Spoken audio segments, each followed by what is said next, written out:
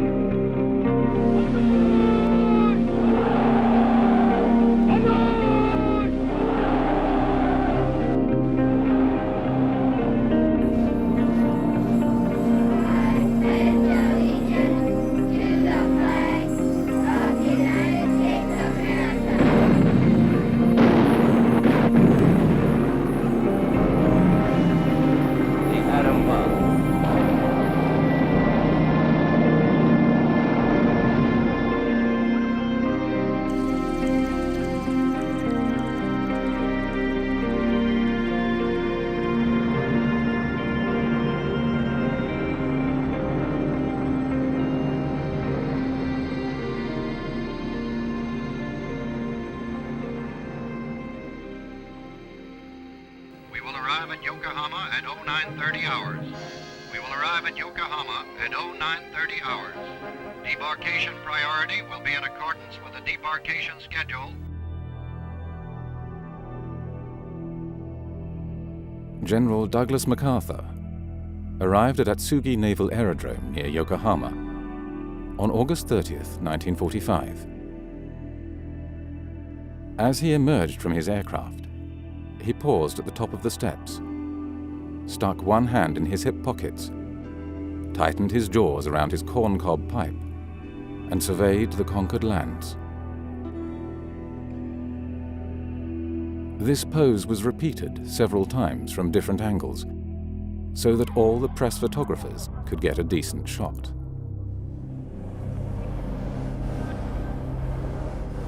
Democracy was to be instilled in the Japanese people as though they had never heard of it.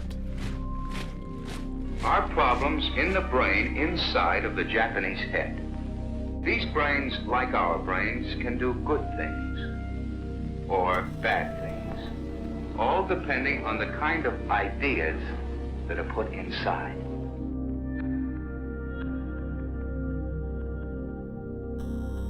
Kabuki plays featuring loyal samurai were banned or heavily censored, as were books and films about the bombings of Hiroshima and Nagasaki. Satirical cartoons of MacArthur and mention of occupation censorship were strictly forbidden. The Commission finds you guilty as charged and sentences you to death by hanging. Yamashita himself thanked the Commission for the fairness of his trial. Prime Minister at the time of the war in the Pacific, General Tojo, remarked during his trial, "None of those Japanese would dare act against the Emperor's will." The cross-examination was immediately cut short, and a week later, Tojo dutifully stated that the Emperor had always loved and wanted peace. General Hideki Tojo, who assumed official responsibility for the conduct of the war and did everything possible to exonerate his emperor. MacArthur would later remark to the US Senate that in terms of modern civilization, the Japanese were like a 12-year-old boy.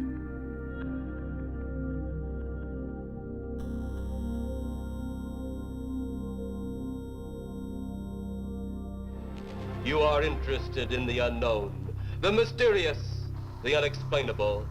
That is why you are here. When the war was over, bank loan books had deteriorated. The assets the banks held were mainly war bonds and loans to destroyed industries. As such, the whole banking sector was virtually bankrupt. This problem was easily solved by the Bank of Japan. All it had to do was buy the banking sector's bad papers with newly created reserves, giving them good money for assets, which were often worthless. The first two post-war central bank governors were nominated by the US occupation. Eikichi Araki was appointed the first post-war governor of the Bank of Japan. But soon after taking up this post, he was indicted by war crimes prosecutors and had to resign. Then, in 1951, after a general amnesty on suspected war criminals filling public offices, he was made ambassador to the United States. On returning from his post as ambassador in 1954, Araki was again made governor of the central bank.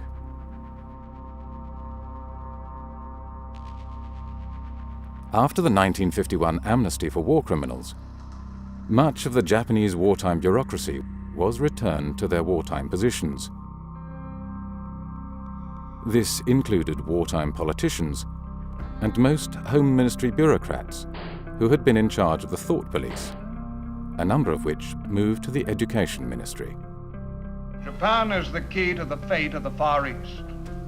Once again, for the second time in the march of modern history, those words have urgent reality.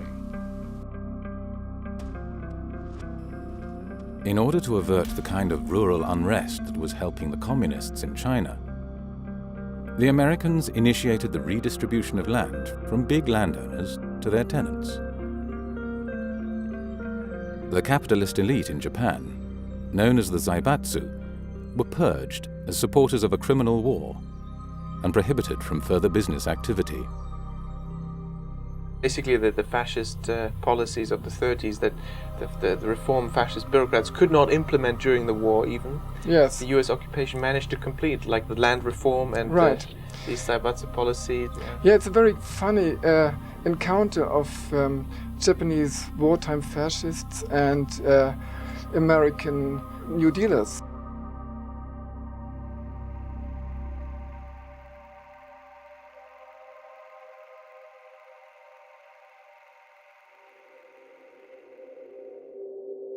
The Diet, home of Japan's Senate and House of Representatives. In Japan, fanatic students and leftist groups rioted for days on end, seeking to block the Mutual Defense Treaty with America. The socialist deputies staged a riot in the Diet itself. The police, in restoring order, also evicted the socialists.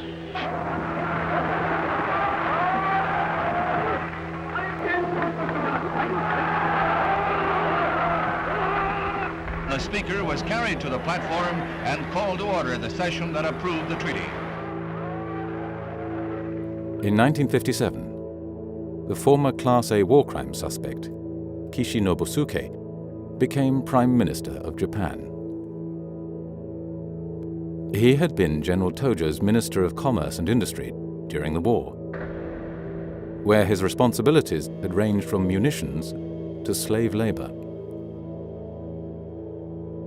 While Hitler's war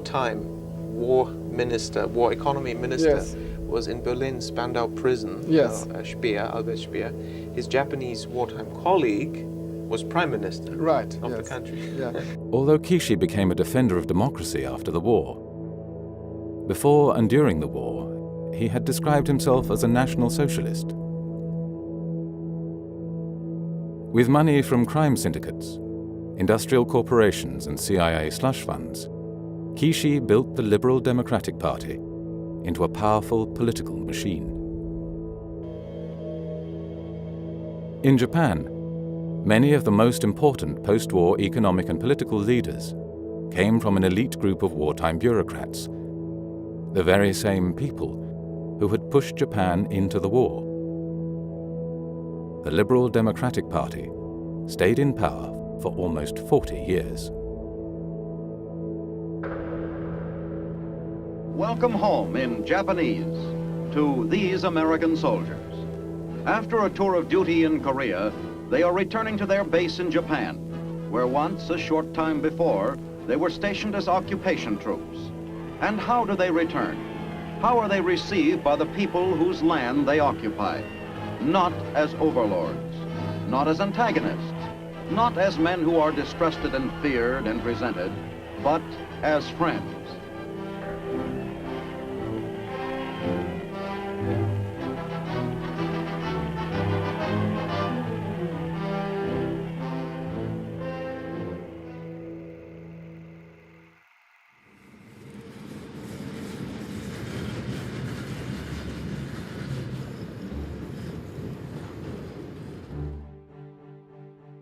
In Tokyo's central Chiyoda board, the Ministry of Finance had its headquarters.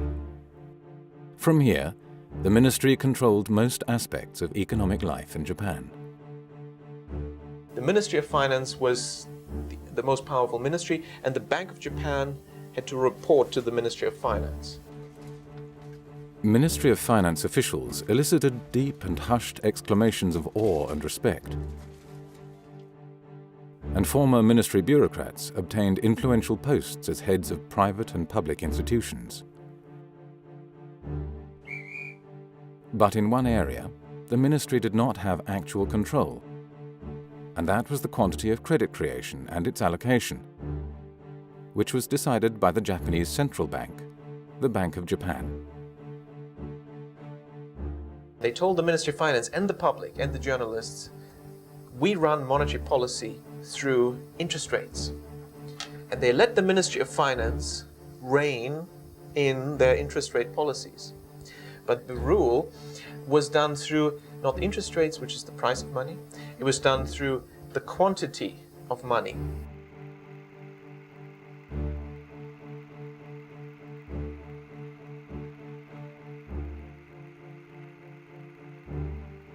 It worked this way. It's called window guidance. The Bank of Japan just told the banks how much they were going to lend, they will have to lend in the coming quarter, and which sector of the economy to lend to.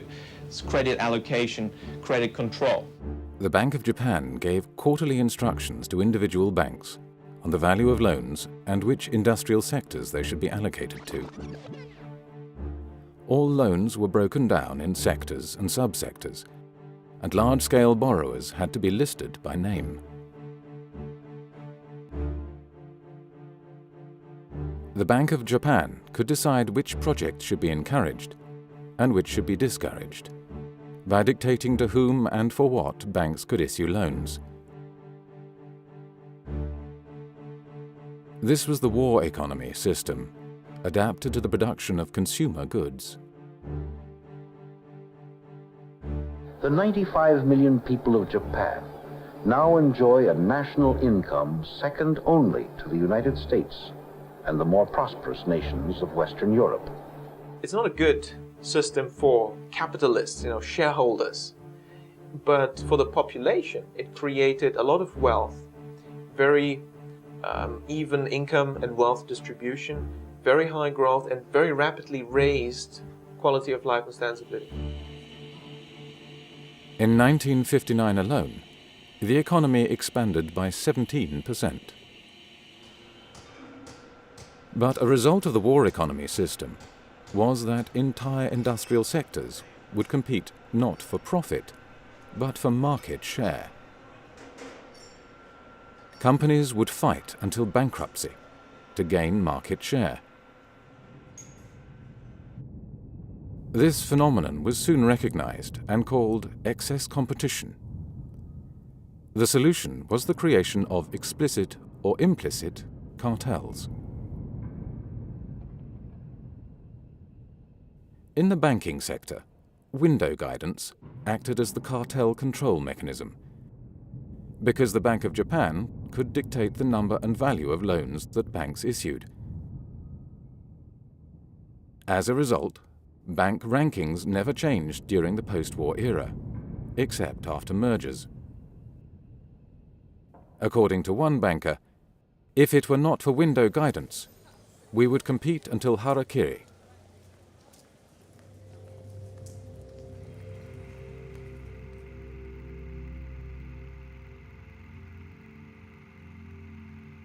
The U.S. current account deficit surges to its highest level in 9 years. The size of the increase took many economists by surprise.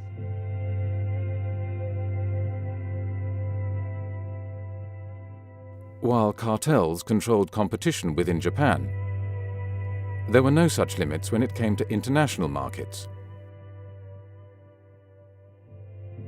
Japanese corporations soon became dominant in many markets in the world.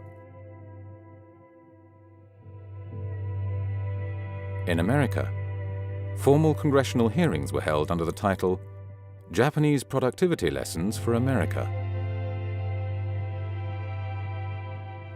Leading economic theories indicate that only free markets can lead to success. But Japan rose within decades to become the second largest economy in the world, without relying only on the invisible hand of free markets.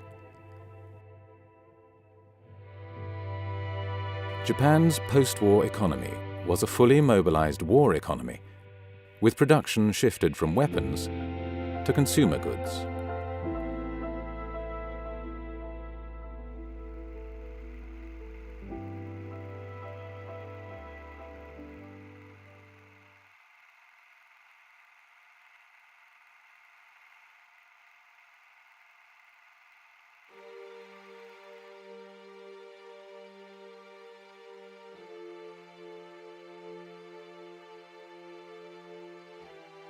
Since the Bank of Japan presented itself as a champion of free markets, window guidance was an embarrassment. Official publications either failed to mention it or downplayed its role by calling the credit controls voluntary.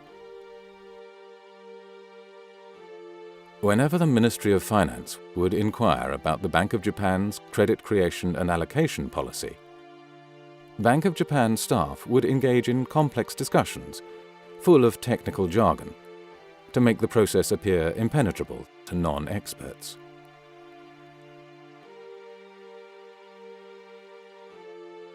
In November 1965, the first batch of Japanese government bonds came onto the market.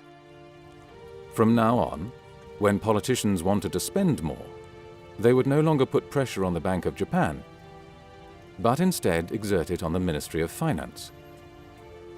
So the ministry would ultimately preside over an ever-increasing national debt mountain.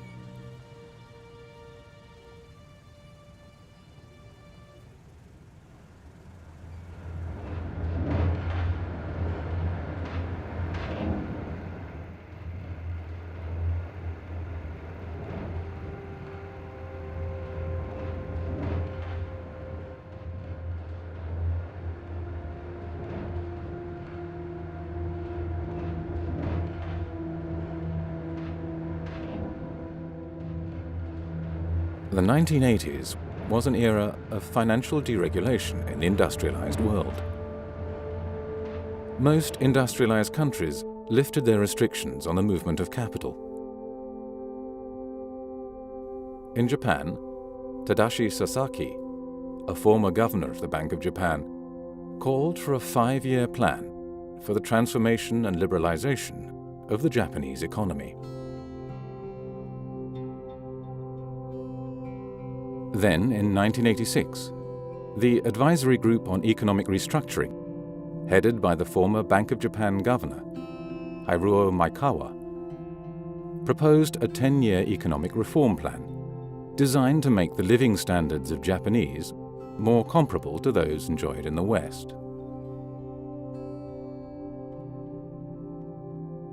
The proposal stated that the time has now come for Japan to make a historical transformation in its traditional policies on economic management and the nation's lifestyle.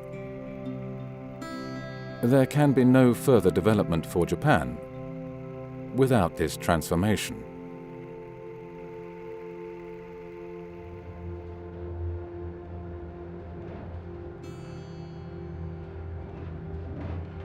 The report read like a wish list by US trade negotiators. It started with calls for administrative reform and the abolition of bureaucratic powers. The goal was the transformation of the entire body politic, the abolition of the war economy system, and the introduction of a US-style free market economy. Those members of the advisory group who uttered dissent were relieved of their duties. Reports in the press were highly critical. Observers recognized the radical nature of the plan. It seemed far too ambitious. It was calling for a wholesale revolution of all parts of the Japanese economic, political, and social system.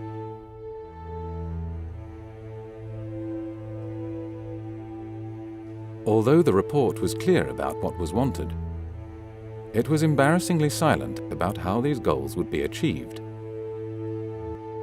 The only clue hidden in the report was, in the implementation of these recommendations, fiscal and monetary policy have a significant part to play.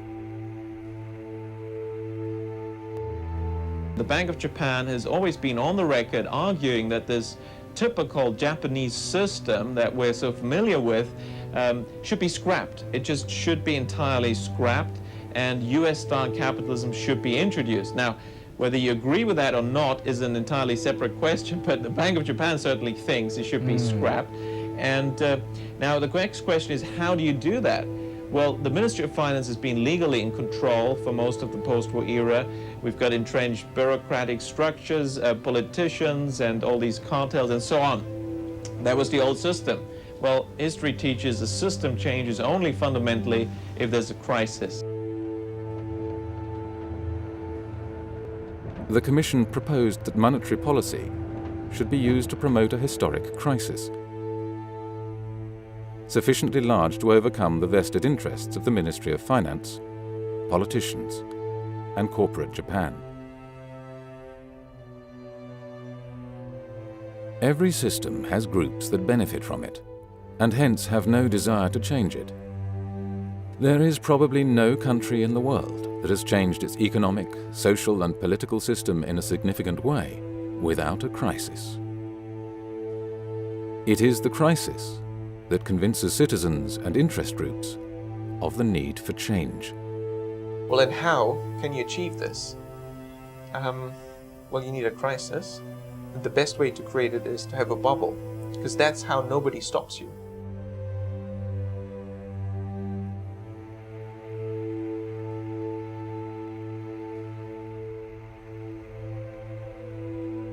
The Bank of Japan began to significantly increase window guidance loan quotas.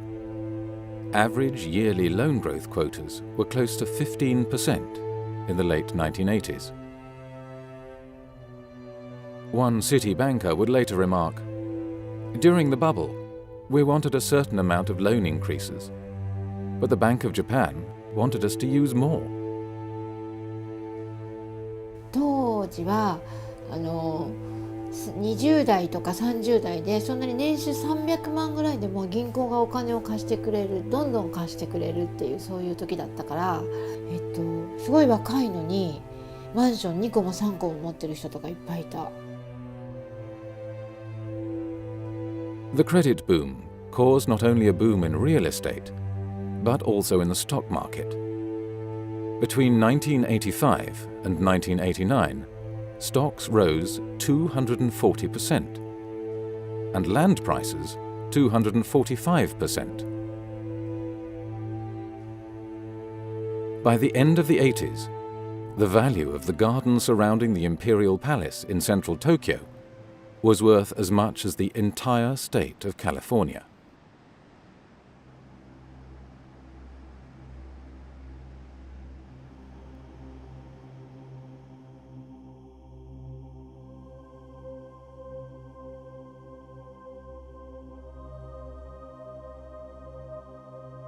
Although Japan is only 1/26th the size of the United States, its land was valued at 4 times that of the United States. The market value of a single one of Tokyo's 23 districts, the central Chiyoda ward, exceeded the value of the whole of Canada. Economists who are trained to believe in market outcomes tried to justify the high land prices. Some thought land scarcity was the reason. Shiny new corporate headquarters rose in Tokyo's posh business districts. The labor market boomed so much that there was a genuine fear of a serious labor shortage. Companies started to invite final-year university students on expensive trips to holiday resorts to entice them to sign up.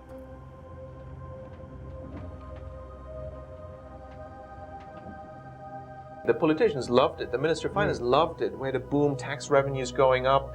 The companies loved it. Everything was wonderful in the bubble era. 毎日が本当にお祭りだった気がする。女子は飲みに行っても全部おごりだし、で帰りは必ずタクシー券をもらえたし、で電車で帰るなんて誰もしなかった。みんなが飲み会に行って、で上司からタクシー券をもらって帰るっていう。With asset and stock prices rising inexorably, even traditional manufacturers could not resist the temptation to try their hand at playing the markets. Soon they expanded their finance and treasury divisions to handle the speculation themselves. These company hedge funds, known as Zytec, used borrowed money to engage in property and share speculation. The frenzy reached such proportions that many leading manufacturers, such as the car maker Nissan, made more money through speculative investments than through manufacturing cars. Literally thousands of articles were written on the new Japanese miracle economy. A common explanation by economists was that high and rising productivity explained the impressive performance of Japan's economy.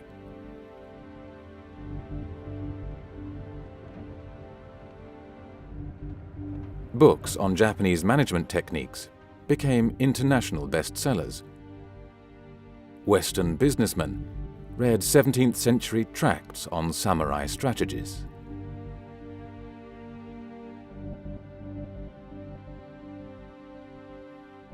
In reality, Japan's stellar performance in the 1980s had little to do with management techniques.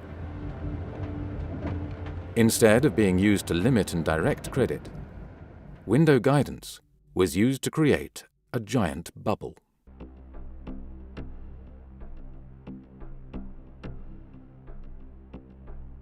I conducted research actually interviewing Bank of Japan officers and bankers, both sides, on tape. The result was the Bank of Japan did continue its informal guidance. In fact, it was the Bank of Japan that forced the banks to increase their lending so much.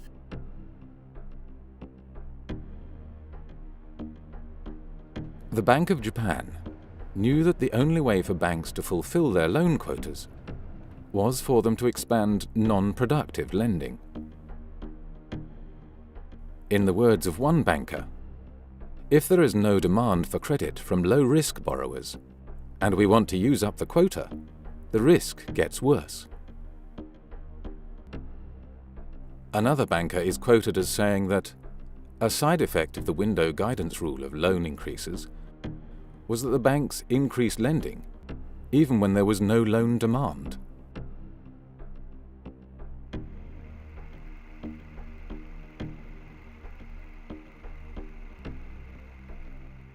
Like all bubbles, the Japanese bubble was simply fueled by the rapid creation of new money by the banking system. Between 1986 and 1989, Toshihiko Fukui was the head of the banking department at the Bank of Japan. This was the department that was responsible for the window guidance quotas.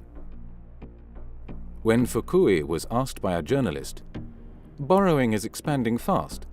Don't you have any intention of closing the tap on bank loans?"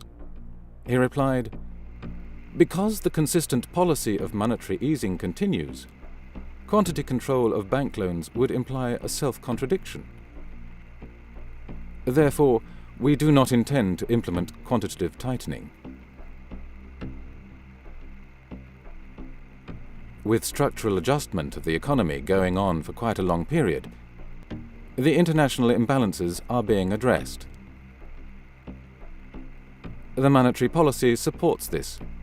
Thus, we have the responsibility to continue the monetary easing policy as long as possible. Therefore, it is natural for bank loans to expand. Why were the banks lending so much?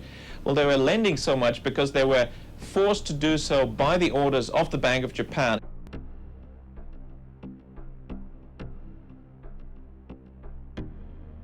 Normally, banks choose clients from among a large number of loan applicants.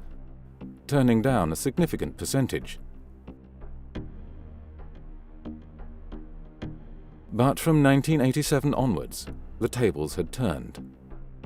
It was the bankers who were aggressively pursuing potential customers. Anecdotes abound about how the banks were soliciting loans at bargain interest rates, pursuing clients like street peddlers.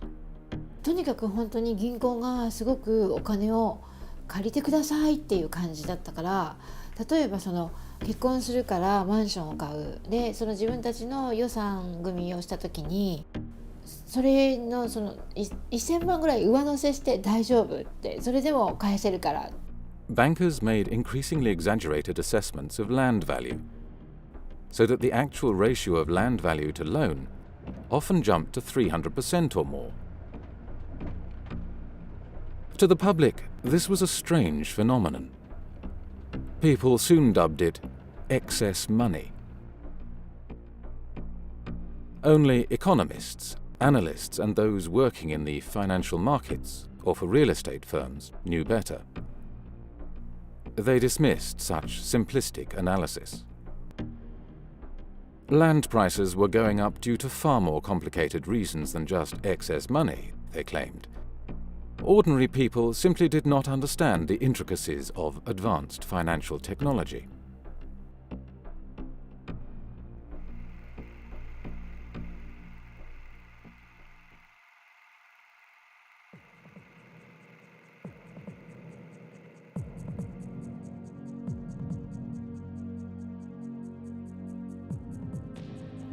When a country creates too much money, some of that money spills out abroad in the form of investments. In the 1980s, Japanese capital flows multiplied from a net inflow of more than $2 billion in 1980 to an outflow of $132 billion in 1986. Assets, including art objects and other valuables all over the world, became targets for Japanese buyers. There were high-profile purchases, such as the Rockefeller Center, Columbia Pictures, and Pebble Beach Golf Course. Japanese money bought a staggering 75% of all United States Treasury bonds auctioned off in 1986.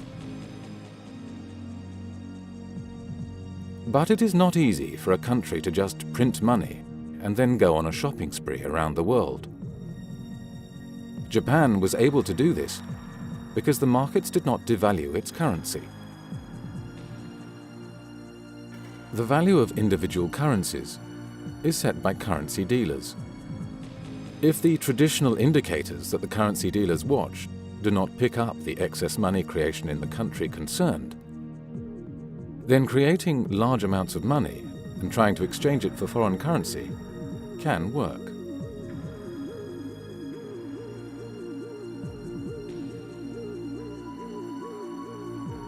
Japan had pulled off the same trick that the United States had used in the 1950s and 1960s, when US banks excessively created dollars.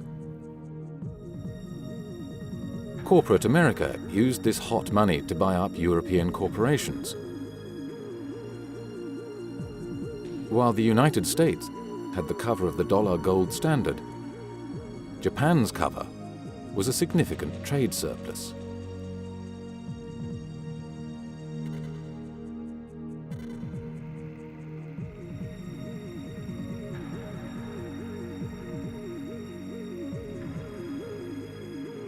An early warning indicator of the build-up of systemic risk in the banking system is the ratio of loans for non-GDP based transactions to total loans. This ratio increases significantly in most countries that are subsequently struck by a banking crisis.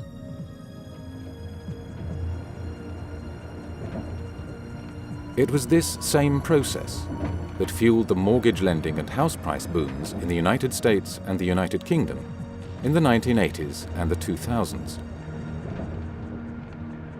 The same process also created the Golden 20s, In the 1920s, United States banks lent with stocks as collateral.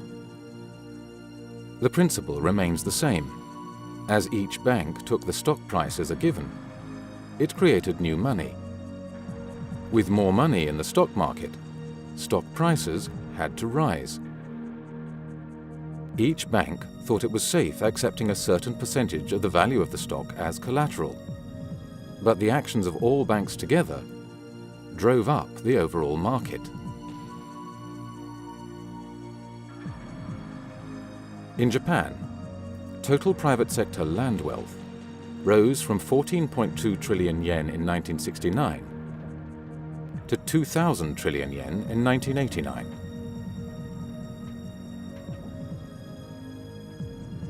At his first press conference as the 26th governor of the Bank of Japan in 1989, Yasushi Mieno said that since the previous policy of monetary easing had caused the land price rise problems, real estate-related lending would now be restricted.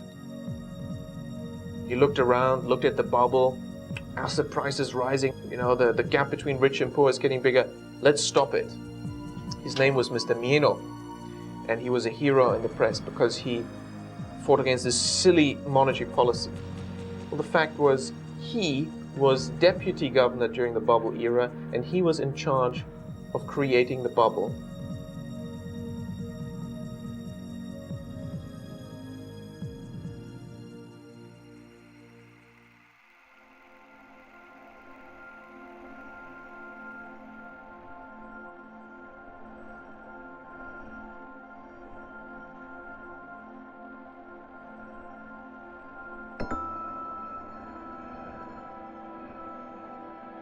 All of a sudden, land and asset prices stopped rising.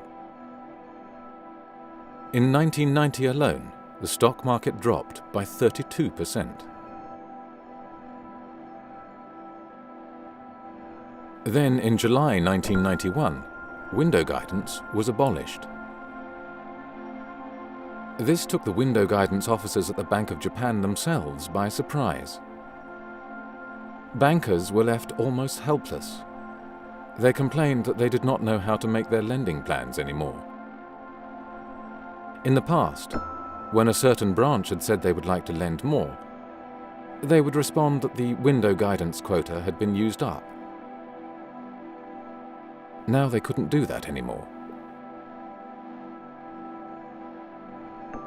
As banks began to realize that the majority of the 99 trillion yen in bubble loans were likely to turn sour, they became so fearful that they not only stopped lending to speculators, but also restricted loans to everyone else. Well, it's a bleak Christmas ahead for Japan. The stock market on Monday sinking to its lowest close in over 2 years. Last week's collapse of one of Japan's biggest food traders was the 9th time this year that a listed company went under. More than 5 million Japanese lost their jobs and did not find employment elsewhere.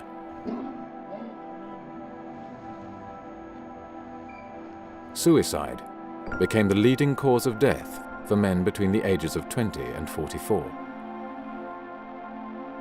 毎日って言っても過言ではないぐらい首吊りしたりとかいなくなっちゃったりとか、そういう記事は、新聞紙面には流れましたね。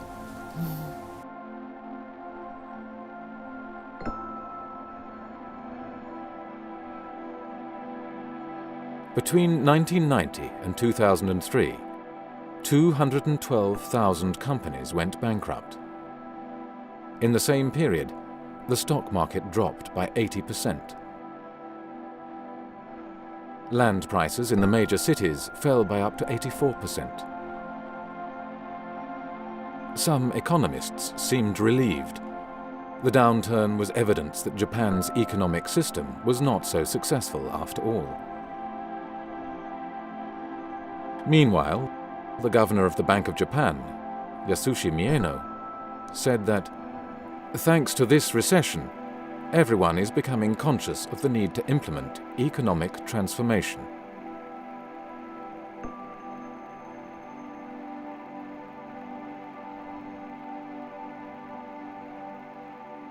The Ministry of Finance, believing that interest rates were the main policy tool, put pressure on the Bank of Japan to lower interest rates, until the official rate reached 0.1%.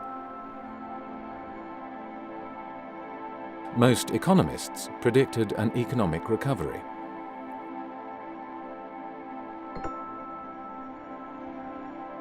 But despite frequent assertions in the financial press and by central banks that lower interest rates will stimulate growth and higher interest rates will slow growth, there is no empirical evidence for this relationship.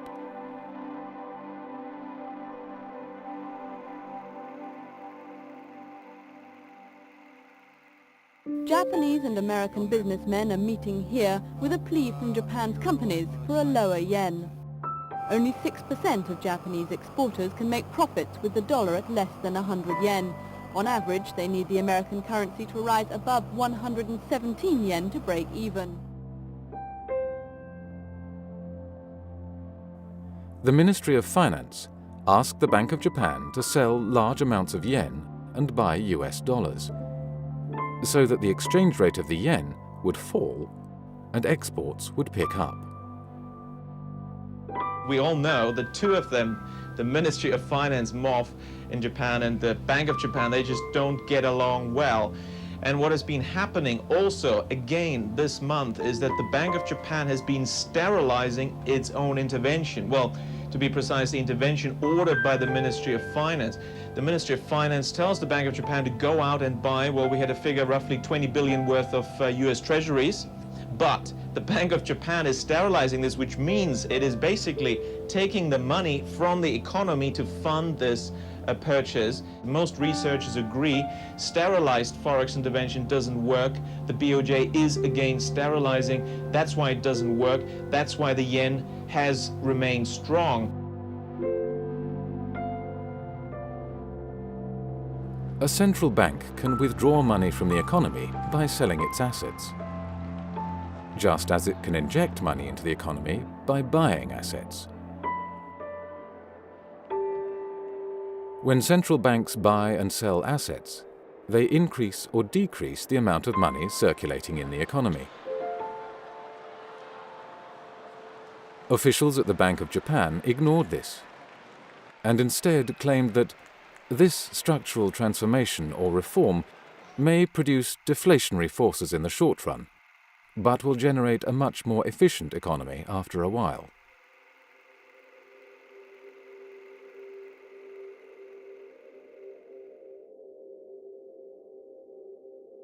Independent observers suggested that domestic demand had to be boosted by government spending, and then loan demand would also rise.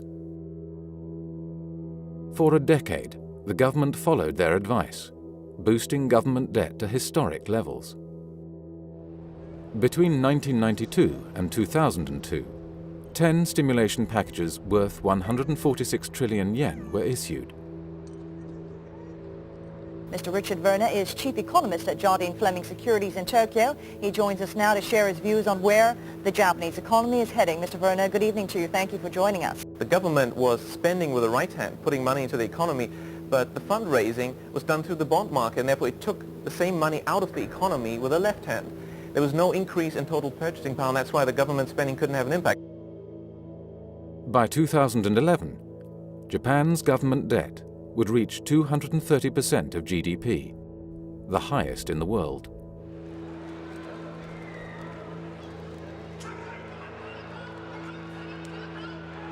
The Ministry of Finance was running out of options. Observers began to blame the ministry for the recession and started to listen to the voices that argued that the recession was due to Japan's economic system. But how difficult would it have been to solve the problems of bad debt in the banking sector and deflation? It turns out that this would not have been so difficult after all. The financial system always looks like catch-22. There's no loan growth, so there's no economic growth, so there's no loan growth, so there's no economic growth. Well, there is one thing that can break through this circular argument. That's the central bank. The job of the central bank in this situation is to print money.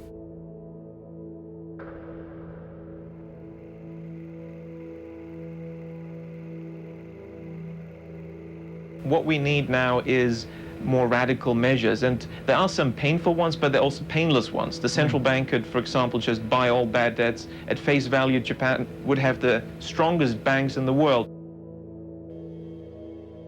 To bail out the banking sector, a central bank can buy up the bank's bad financial assets with newly created money, giving them face value for assets, which are often worth significantly less.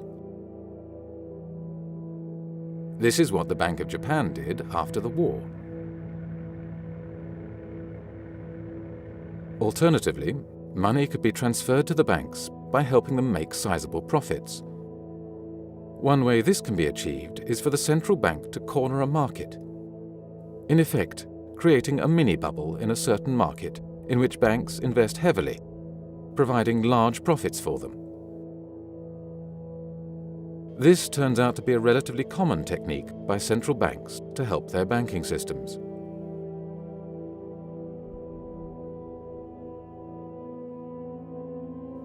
Other proposals include measures to introduce zero-risk borrowers to banks, or introducing accounting changes that help their balance sheets.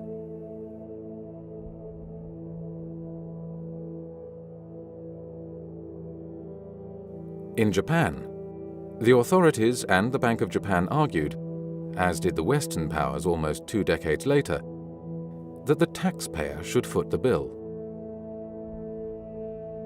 In March last year, as you may remember, the government injected a large amount of money into some 15 major Japanese financial institutions, and we were one of them. Yeah. That helped us write off bad debts and also to beef up our capital base so that we would be prepared to lend. Tax money has been used to recapitalize banks. However, there is no evidence that taxpayers have been responsible for the bank's problems. Therefore, such policies have likely created a moral hazard.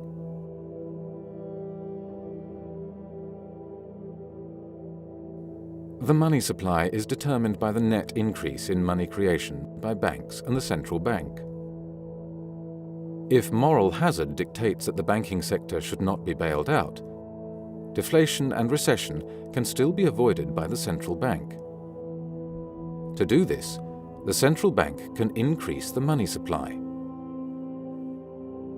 A central bank can increase the amount of money in an economy at any time, without limit, by simply buying assets from the private sector and paying with newly created credit. The Bank of Japan could, for instance, have bought real estate and converted it into public parks. And there is an opportunity here to solve 3 problems in one stroke. The economy needs money creation, the banks need to get rid of their bad debt, and the real estate sector needs some transactions. Well, what you can do is just have the central bank print money, buy the land from the banks, turn it into parks, and actually you solve another problem, quality of life in Japan. Even if the Bank of Japan had later sold these parks at a fraction of the cost, it would still have made money, because it costs a central bank nothing to create the money in the first place. Another option for injecting money into the economy is quantitative easing. Despite having all these options available, the Bank of Japan, at every stage, refused to implement policies that would have resolved the crises. When I was at the Bank of Japan 92-93 as a visiting researcher, I was convinced that this recession was going to get really bad. So any Bank of Japan guy who I could get to talk to me, I would ask, well, why aren't you printing more money? I noticed they were not printing enough money. And I met one guy who was quite open about that. He said, Richard, yeah, sure, we could have printed more money, we could have created a recovery. But then nothing would have changed. Japan's economic structure would not have changed. Now, at that time, I still wasn't ready to believe that the Bank of Japan was seriously prolonging the recession on purpose in order to get structural changes. That just seemed a bit too wild. Finance Minister Masajiro Shiokawa has turned to the Bank of Japan, asking it to help stop deflation, or fight deflation at least. The Bank of Japan consistently defied calls by the government, finance minister and prime minister to create more money to stimulate the economy and end the long recession. At times, the Bank of Japan even actively reduced the amount of money circulating in the economy, which worsened the recession.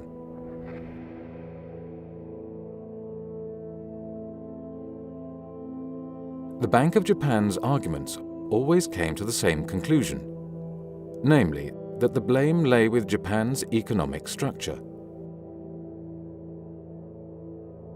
Central bank staff even argued that significant monetary easing could cause harm by inducing a further delay in the progress of structural adjustment.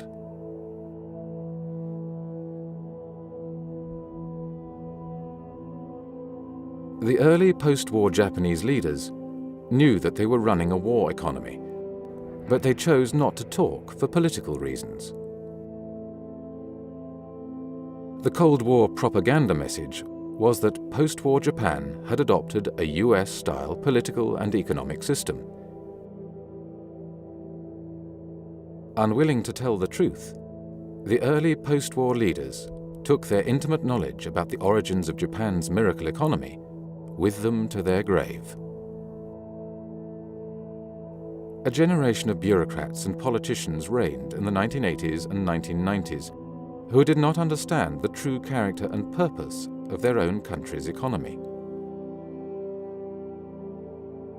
A whole generation of Japan's economists had been sent to the United States to receive PhDs and MBAs in US-style economics. Since neoclassical economics assumes that there is only one type of economic system, namely unmitigated free markets, where shareholders and central bankers rule supreme, many Japanese economists quickly came to regurgitate the arguments of US economists.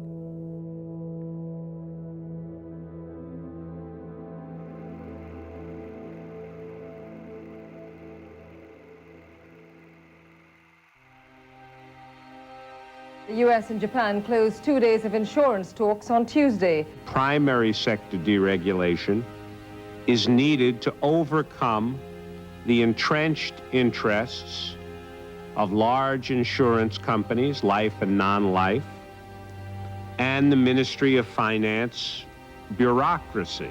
They need to reach an agreement before December the 15th.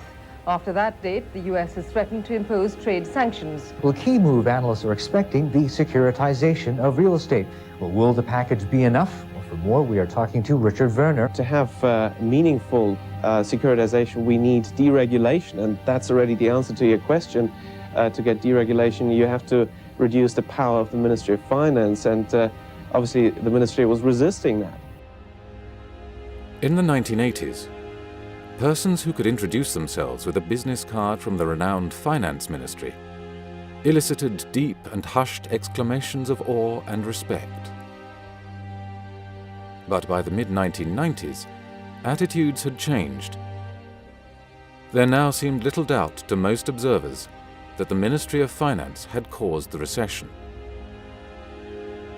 Frequent demonstrations were held outside the ministry's doors by citizens disgusted by the bureaucrats' actions.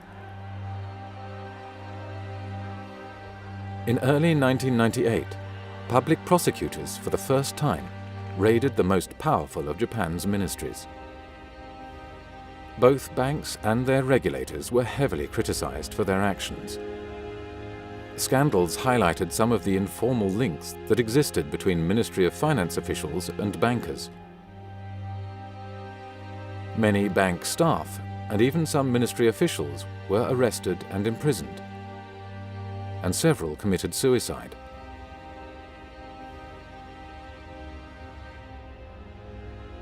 As central banker Masaki Shirakawa had explained, it is not easy to change the institutional framework and promote structural reform, since it necessarily involves the vested interests of all the related individual economic agents. While Yutaka Yamaguchi, a deputy governor of the Bank of Japan, had said that The Bank of Japan had faced the big dilemma that monetary easing would produce the mitigation of immediate risks, which in turn would result in a delaying of adopting ultimate solutions.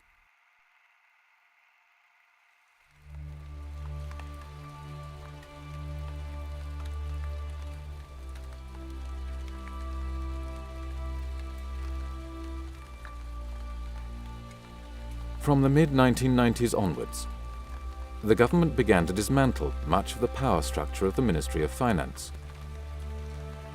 The Bank of Japan, on the other hand, saw its influence grow significantly. You have written just recently, there's no doubt in your mind, the central bank, the Bank of Japan, will be cut loose from the Ministry of Finance and become pretty much independent, putting it on a footing with other central banks. Briefly, why are you so sure? Basically, the Ministry of Finance, which had been controlling, legally at least, the Bank of Japan, I mean that's what the law says, has lost all credibility. The Ministry of Finance is being blamed for the creation of the bubble, for the long recession, and for many other problems we had recently in Japan. Whereas the Bank of Japan has been out of the spotlight of public criticism, and it's using that now to say, well, the MOF has been bad, we need independence now. Richard, thanks very much. I have been speaking to Richard Werner, Chief Economist at Jardine Fleming Securities in Tokyo. Soon after his retirement from the position of Governor of the Bank of Japan in 1994, Mieno embarked on a campaign, giving speeches to various associations and interest groups. He lobbied for a change in the Bank of Japan law. His line of argument was to subtly suggest that the Ministry of Finance had pushed the Bank of Japan into the wrong policies. To avoid such problems in the future, the Bank of Japan needed to be given full legal independence. According to Mieno, making central banks independent reflected the human wisdom that had been nurtured by history. In 1998, monetary policy was put into the hands of the newly independent Bank of Japan. So you're saying that politicians as well as economists should be putting more pressure towards the Bank of Japan in order to create more money, but a lot of critics are going to say that that is intervening into the central bank's independence. What do you make of that? I think that's exactly right. That is intervening in the central bank's independence, and that's exactly what we need.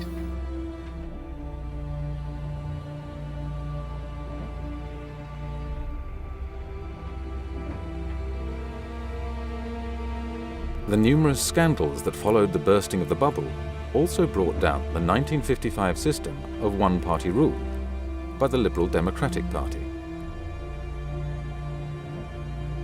In the old system, politicians did not compete by proposing different policies. Policy was made by the bureaucrats, and politicians merely focused on appeasing local constituencies with public works projects. In October 1997, for the first time in post-war history, all policy initiatives to stimulate the economy originated from politicians, not bureaucrats. Then, in early 2001, a new type of politician was swept to power. Japanese government bonds staged their biggest rally this month as Junichiro Koizumi emerged as the hot favorite to become the country's next prime minister. Junichiro Koizumi became prime minister. In terms of his popularity and his policies, he is often compared to Margaret Thatcher and Ronald Reagan. His message was simple: no recovery without structural reform.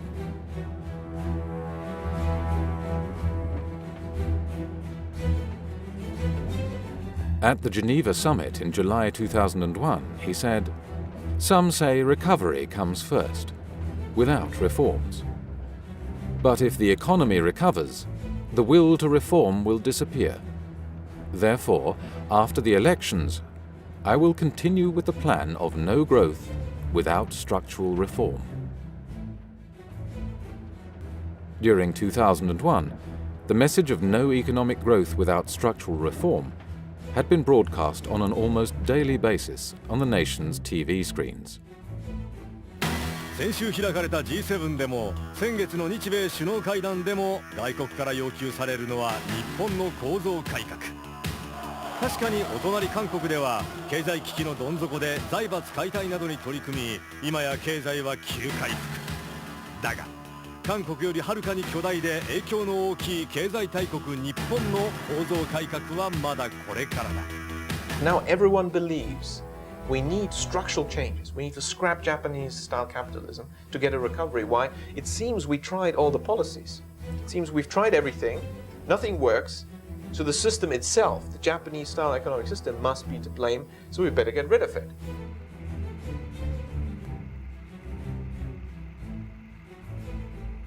Japan was shifting its economic system to a US-style market economy. And that also meant that the center of the economy was being moved from banks to stock markets. To entice depositors to pull their money out of banks and into the risky stock market, reformers withdrew the guarantee on all bank deposits, while creating tax incentives for stock investments. As US-style shareholder capitalism spread, unemployment rose significantly. Income and wealth disparities rose, as did suicides and incidents of violent crime.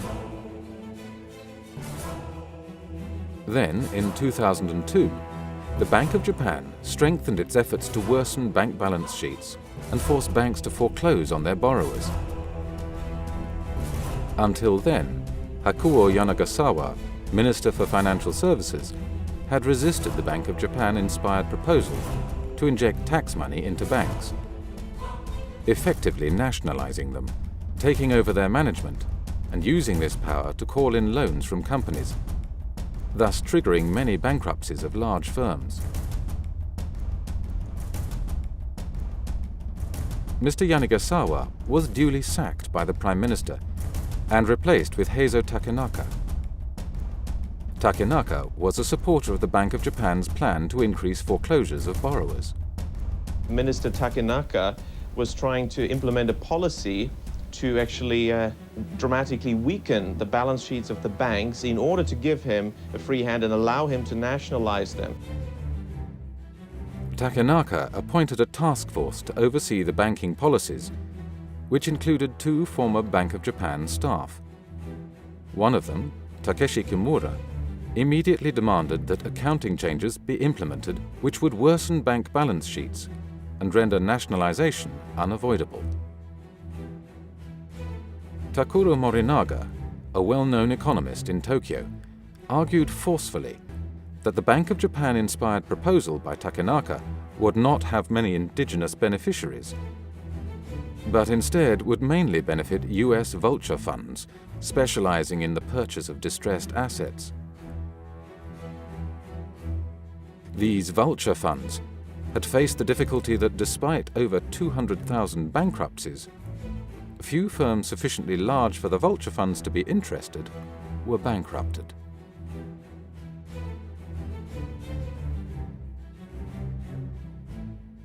When Kimura's and Fukui's support for the bankruptcy plan was voiced, the former operated a private company that advised on the securitization of distressed assets, and the latter was an advisor of the Wall Street investment firm Goldman Sachs, one of the largest operators of vulture funds in the world.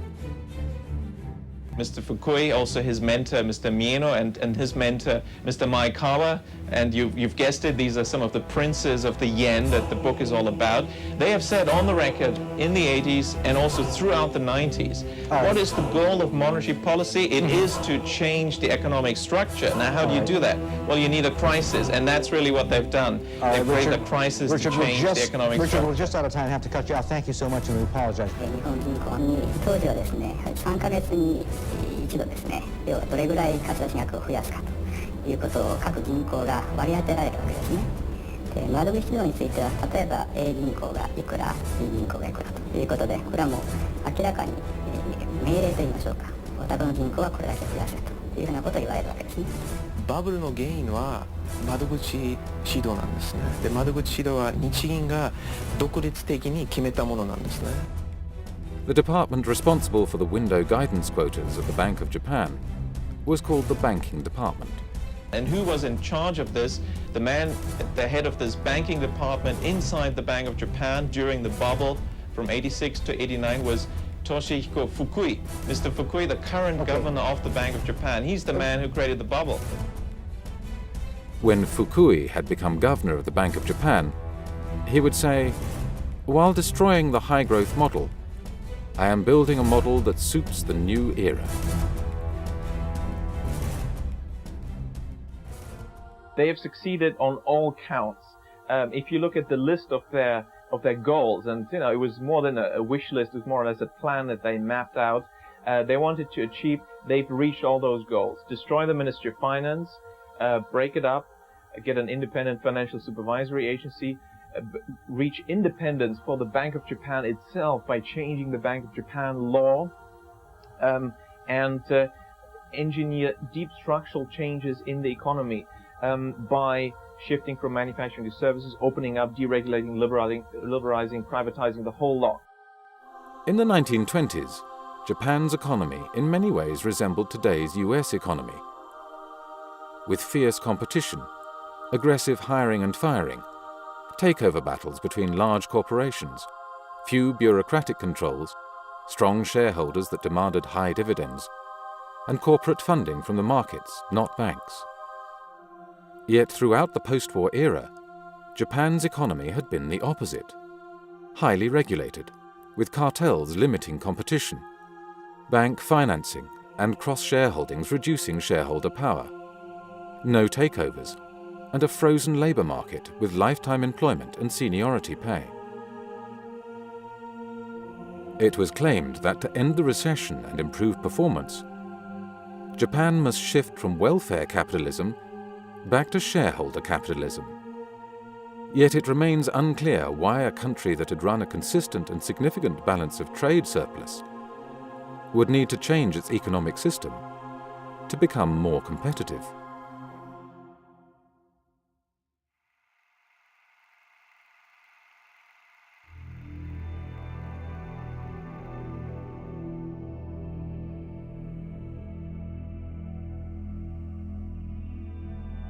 Japan was not the only high-performance economy in Asia that in the 1990s found itself in the deepest recession since the Great Depression.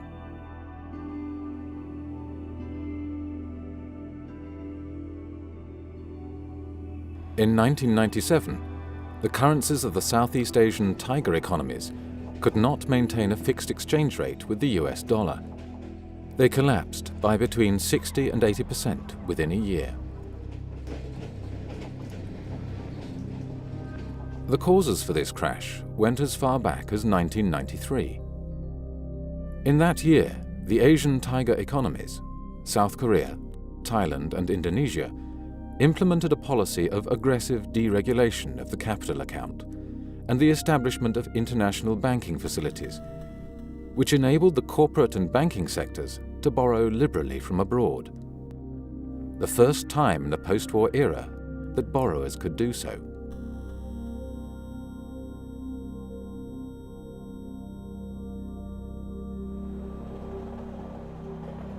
In reality, there was no need for the Asian tiger economies to borrow money from abroad. All the money necessary for domestic investment could be created at home. Indeed, the pressure to liberalize capital flows came from outside. Since the early 1990s, the IMF, the World Trade Organization, and the US Treasury had been lobbying these countries to allow domestic firms to borrow from abroad.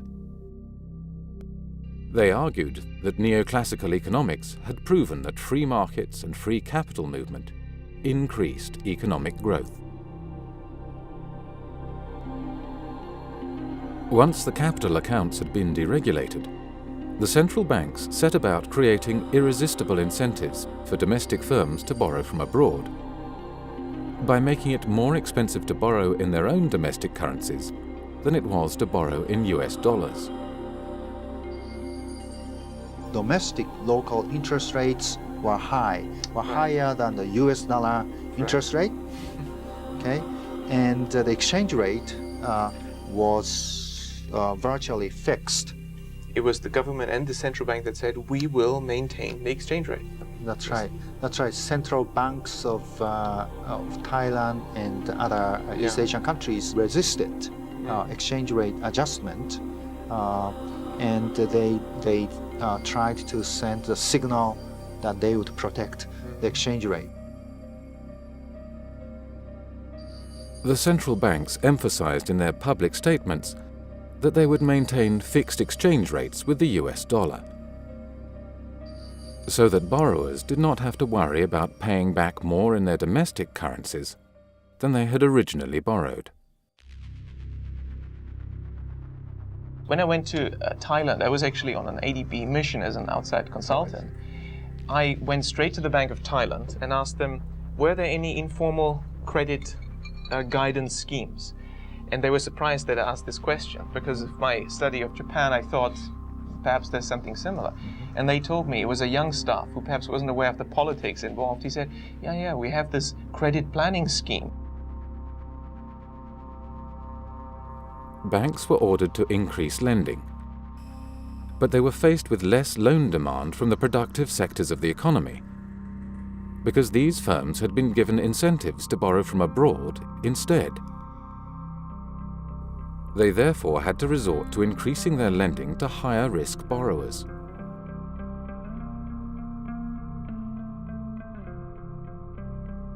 Imports began to shrink because the central banks had agreed to peg their currencies to the US dollar.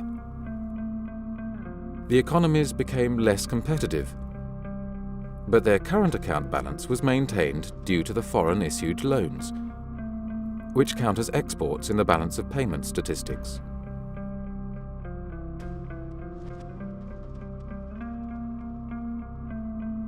When speculators began to sell the Thai baht, the Korean won, and the Indonesian rupee, the respective central banks responded with futile attempts to maintain the peg until they had squandered virtually all of their foreign exchange reserves.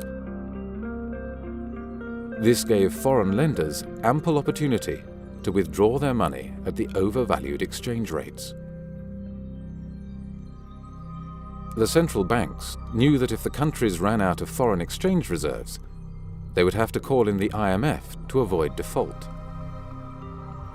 And once the IMF came in, the central banks knew what this Washington-based institution would demand, for its demands in such cases had been the same for the previous 3 decades. The central banks would be made independent.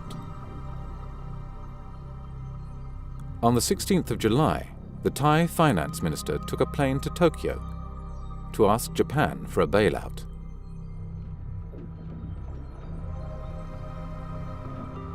At the time, Japan had $213 billion in foreign exchange reserves, more than the total resources of the IMF. They were willing to help, but Washington stopped Japan's initiative. Any solution to the emerging Asian crisis had to come from Washington via the IMF.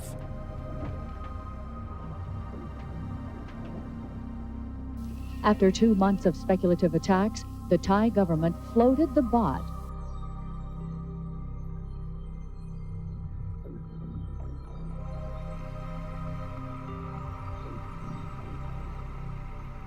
Well, the International Monetary Fund to date has promised almost $120 billion to the embattled economies of Thailand, Indonesia, and South Korea. Immediately after arrival in the crisis-stricken countries, the IMF teams set up offices inside the central banks, from where they dictated what amounted to terms of surrender. The IMF demanded a string of policies, including curbs on central bank and bank credit creation, major legal changes, and sharp rises in interest rates. As interest rates rose, high-risk borrowers began to default on their loans. Burdened with large amounts of bad debts, the banking systems of Thailand, Korea, and Indonesia were virtually bankrupt. Even otherwise healthy firms started to suffer from the widening credit crunch. Corporate bankruptcies soared. Unemployment rose to the highest level since the 1930s.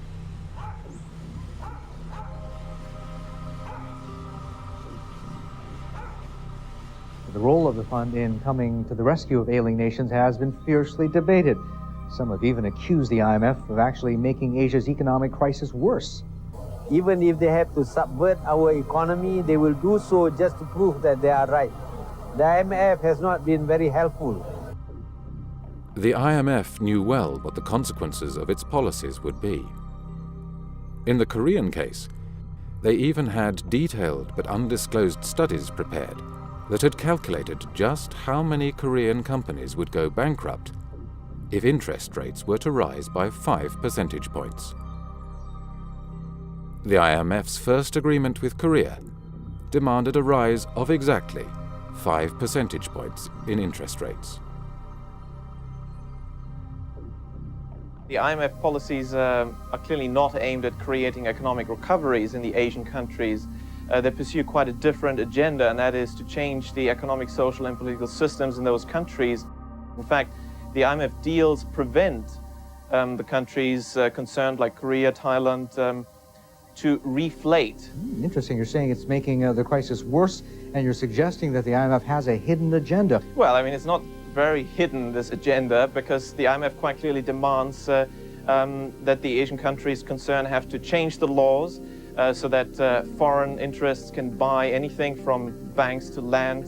And in fact, the banking systems can only be recapitalized, according to the IMF deals, by using foreign money, which is not necessary at all, because as long as these countries have central banks, they could just print money and recapitalize the banking systems. You don't need foreign money for that. So the agenda is clearly to crack open Asia for foreign interests. The IMF demanded that troubled banks would not be bailed out, but instead closed down and sold off cheaply as distressed assets, often to large US investment banks.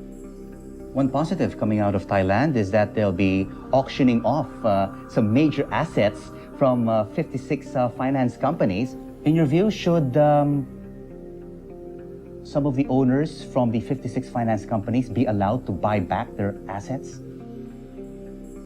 In most cases, the IMF dictated letters of intent explicitly stated that the banks had to be sold to foreign investors.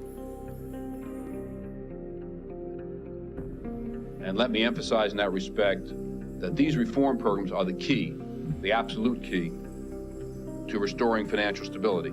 For the first time ever, South Korea closed 5 banks in a major step toward meeting its IMF mandate.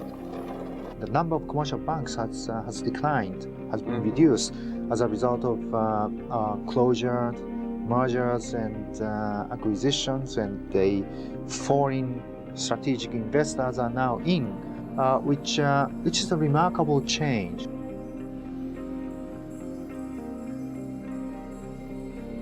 In Asia, government-organized bailouts to keep ailing financial institutions alive were not allowed.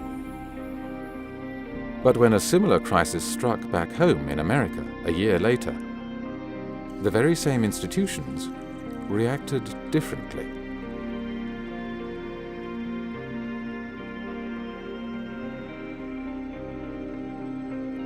The Connecticut-based hedge fund, Long-Term Capital Management, which accepted as clients only high-net-worth individual investors and institutions, had leveraged its $5 billion in client capital by more than 25 times, borrowing more than $100 billion from the world's banks.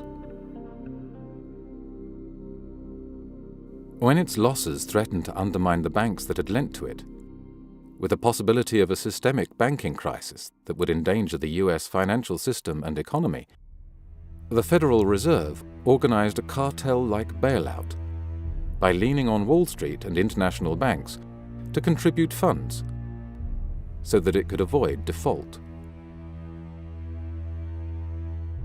Yeah, I mean, you're right. The views from Washington and New York seemed certainly quite flexible, because soon after they told all the Asian countries no bailouts for financial institutions.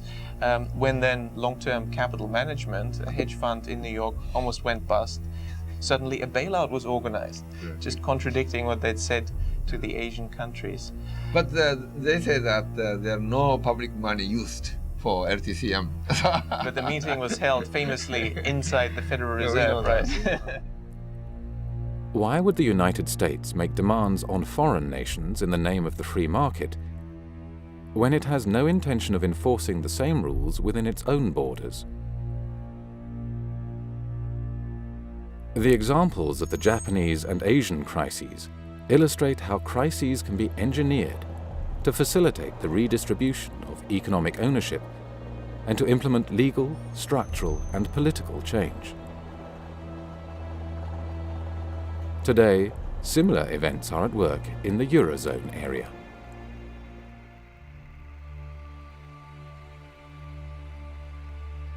Countries within the euro currency bloc have forfeited their right to a national currency and handed this power to the European Central Bank.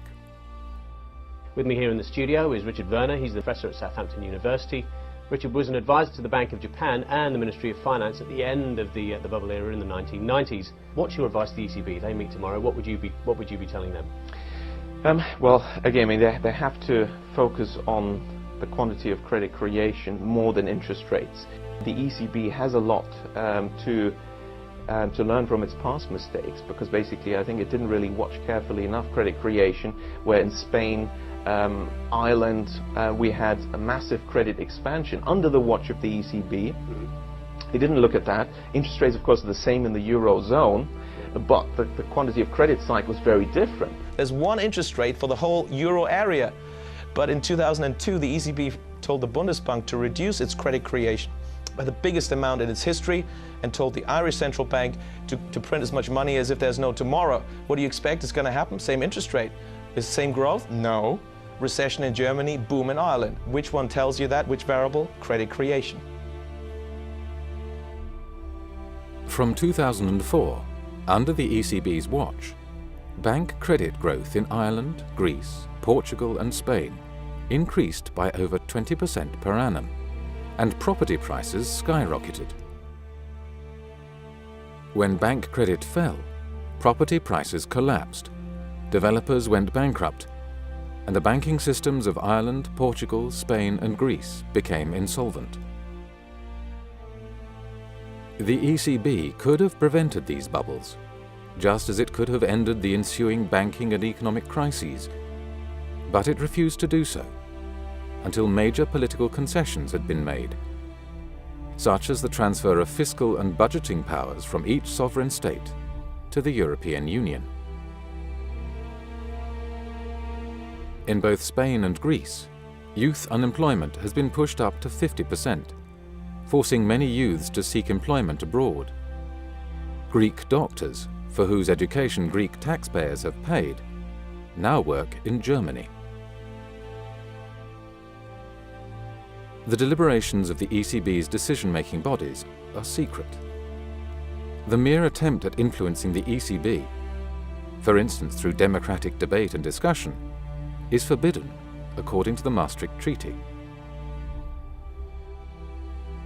The ECB is an international organization that is above and outside the laws and jurisdictions of any individual nation. Its senior staff carry diplomatic passports, and the files and documents inside the European Central Bank cannot be searched or impounded by any police force or public prosecutor. The ECB is well known among economists as one of the world's most powerful and least transparent central banks. Yet its former president, Jean-Claude Trichet, dealt with this problem by merely asserting that there was no problem. The ECB is one of the most transparent central banks in the world and has helped define the state-of-the-art of central banking in this domain, he claimed. gentleman over there. Yes, please. Good morning. My name is Richard Werner. I'm an economist. My question is for Monsieur Trichet, who's also been for years member of the Governing Council of the ECB. The question is, where in the Maastricht Treaty or ECB statutes does it say that it's the job of the ECB to back structural reform or any other political agenda? I said very, very clearly, and we have all said very, very clearly, that we had no responsibility in this domain. We have a voice, and we say in this domain and in some others what we think. And perhaps if we can help in explaining from our side to the general people that they would be better off, perhaps it would help Europe embarking in this implementation of structural reforms, which is so important, and there is a consensus on that. The diagnosis, again, is a very, very, very large consensus on this point.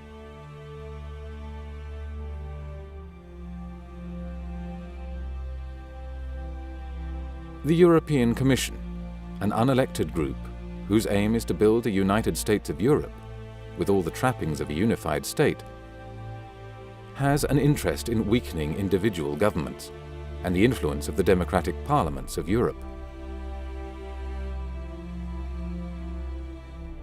It turns out that the evidence for central bank independence that was relied upon in the Maastricht Treaty derived from a single study that was commissioned by none other than the European Commission itself. Published in 1992 under the name One Market, One Money, the study purported to demonstrate that central bank independence led to low inflation. James Forder, an Oxford academic, has since demonstrated that this study was manipulated to obtain the desired result. The story we're being told by the central banks just does not add up, and there is evidence that central banks work differently from what they would like us believe as to how they work. The world over, central banks hold significant yet little understood powers. Often independent, unaccountable and obscure, central banks operate in the shadows, yet their actions affect us all. Central banks in almost all countries worldwide, and the IMF has helped a lot in achieving this, they've become totally independent and in practice not accountable to any democratic institution, and accountability to parliaments is usually minor and in practice meaningless. Whether it is the Bank of Japan, the Federal Reserve, the Bank of England or the European Central Bank, examples of central bank deception abound. In the United States in the 1920s, banks were encouraged to create money and give it to speculators. The resulting depression persuaded the freedom-loving Americans that a decentralized federal system without strong national controls could not work. In the 1990s, the Japanese were persuaded that their economic system, which had brought considerable prosperity and equality, needed to be changed into a so-called free market system. And while Japan's transformation was not yet complete, the central bankers struck again, with an IMF-led raid on the Asian tiger economies.